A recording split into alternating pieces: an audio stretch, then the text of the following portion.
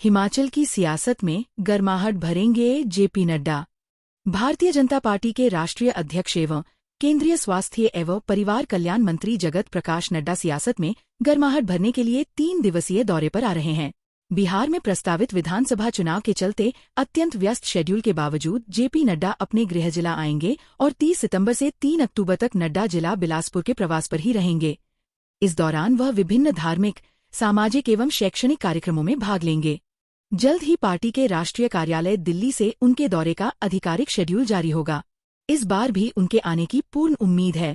सूत्रों के हवाले से पता चला है कि जेपी नड्डा 30 सितंबर शाम को बिलासपुर पहुंच जाएंगे और सीधे धौलरा जाएंगे, जहां शारदोत्सव में आरती में शामिल होकर पूजा अर्चना भी करेंगे। उनका रात्रि ठहराव विजयपुर स्थित नड्डा निवास में होगा। 1 अक्टूबर को नड्डा विजयपुर में ही रहेंगे और स्थानीय लोगों व पार्टी कार्यकर्ताओं से मिलेंगे। इस बीच उनसे मिलने के लिए पार्टी के प्रदेश स्तर के नेताओं के भी पहुंचने की संभावना है। 2 अक्टूबर को शारदोत्सव का समापन होगा, जिसके तहत शहर में एक भव्य शोभायात्रा निकाली जाएगी, जिसमें जेपी नड्डा शामिल होंगे और लोहनू घाट पर पहुंचकर मूर्ति विसर्जन कार्यक्रम का हिस्सा भी बनेंगे। 3 अक्टूबर को एम्स बिलासपुर के स्थापना दिवस समारोह में मुख्य अतिथि के रूप में शिरकत करने की योजना है। इसके बाद दिल्ली लौटने का कार्यक्रम है। लंदन से लौटे सीएम सुक्खू। मुख्यमंत्री ठाकुर सुखविंदर सिंह सुक्खू लंदन से वापस लौट आए हैं। वह बीते शनिवार रात को लंदन से नई दिल्ली के इंदिरा गांधी अंतर्राष्ट्रीय एयरपोर्ट पहुंचे। नई दिल्ली पहुंचने पर राजनीतिक सलाहकार सुनील शर्मा बिट्टू सहित अन्य नेताओं ने उनका स्वागत किया। मानसून की विदाई के बाद जहां अब गर्मी ने पसीने छुड़ा दिए हैं, वहीं 4 अक्टूबर को एक बार फिर मौसम खराब होने के आसार जताए जा रहे हैं। इन दिनों गर्मी खूब चरम पर है और 1 दर्जन से अधिक शहरों का तापमान 30 डिग्री के पार चला हुआ है। सूचना कैसे बाहर निकली, इसकी होगी जांच। शांडिल। स्वास्थ्य मंत्री धनीराम शांडिल ने कहा कि वह विदेश दौरे पर प्रदेश में स्वास्थ्य सुविधाओं को और बेहतर बनाने के उद्देश्य से जा रहे हैं। उनके इस दौरे की सूचना कैसे बाहर निकली, इसकी जांच की जा रही है और दोषी अधिकारी के खिलाफ कार्रवाई भी की जाएगी। उनके साथ संजय रत्न व अन्य लोगों के जाने का कार्यक्रम भी था। इस दौरे पर उन्होंने बहुत पहले जाना था, लेकिन अब करीब फ्रांस में स्थित ठीक होने के बाद यह दौरा किया जाएगा। विदेशों में स्वास्थ्य सुविधाएं बहुत बेहतर हैं और उससे सीखकर प्रदेश में सुधार किया जाएगा। शोध में सामने आया है कि हिमाचल का वातावरण लाख कीट के लिए उपयुक्त है। वैज्ञानिकों ने इससे पूर्व खैर के पेड़ों पर कीट उत्पादन पालन में सफलता प्राप्त की थी। अन्य पेड़ों पर शोध के लिए वैज्ञानिकों ने खग्गल स्थित शोध फार्म में प्लाश के पेड़ पर लाख कीट को विकसित करने का कार्य शुरू किया। वैज्ञानिकों को शोध में दूसरी बार सफलता मिली है। खैर, प्लाश, पीपल, बैर आदि लाख कीट के होस्ट प्लांट हैं। लाख कीट के इन पसंदीदा पौधों पर पालन और उत्पादन का ट्रायल करना लाजमी है। ये कीट इन पेड़ों की टहनियों पर रहते हैं, वहीं से पोषण प्राप्त करते हैं। बाद में टहनियों को स्क्रैप कर लाख उत्पादन के लिए उपयोग में लाया जाता है।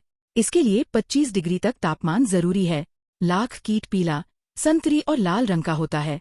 पीले रंग का कीट ज्यादा कीमती होता है। मादा कीट लाख उत्पाद बनाने काम करते हैं और नर मैचिंग का काम करते हैं। किसानों को लाख की व्यावसायिक खेती में आसानी होगी। शीघ्र ही नेरी महाविद्यालय में किसानों को लाख कीट का पालन और उत्पादन विषय पर प्रशिक्षण दिया जाएगा। लाख की बाजार में कीमत 1500 रुपये प्रति किलो तक है। भारत से उत्पादित लाख का 30% जर्मनी और अमेरिका निर्यात होता है। लाख कीट करीब 2 वर्ष पूर्व शेर-ए-कश्मीर कृषि विज्ञान एवं तकनीकी विश्वविद्यालय जम्मू से लाए गए। स्टिक के माध्यम से लाकर खैर के पेड़ों की टहनियों पर स्थापित किए गए थे, जिससे अब लाख स्क्रैप उत्पादन आने की पूरी संभावना है। यह प्रयोग पूरी तरह से सफल रहा है। 12 साल के किशोर मौत मामले में महिला पर SC/ST एक्ट। चिड़गांव के एक गांव में 12 साल के किशोर की जहर खाने से हुई मौत के मामले में आरोपी महिला पर SC/ST एक्ट भी लगाया गया है। महिला के खिलाफ आत्महत्या के लिए उकसाने, पिटाई करने और प्रताड़ित करने की धाराएं पहले ही लगी हैं। चिड़गांव के लिम्बरा गांव निवासी बिटू ने पुलिस को दी शिकायत में बताया कि 16 सितंबर की शाम करीब 7:30 बजे जब वह घर पहुंचा तो उसका बेटा अचेत अवस्था में बिस्तर पर पड़ा था। परिजन तुरंत उसे इलाज के लिए सामुदायिक स्वास्थ्य केंद्र रोहड़ू ले गए, जहां से डॉक्टर ने उसे IGMC शिमला रेफर कर दिया। उपचार के दौरान 17 सितंबर की रात करीब 1:30 किशोर की मौत हो गई। परिजनों को IGMC में पता चला कि किशोर ने जहरीला पदार्थ खाया था। इसके बाद 18 सितंबर को जब परिजन घर लौटे तो मृतक की मां सीता देवी ने बताया कि 16 सितंबर को उसके बेटे को गांव की 3 महिलाओं ने गौशाला में बंद कर दिया था। इस प्रताड़ना से आहत होकर बेटे ने जहर खा लिया, जिससे जान चली गई।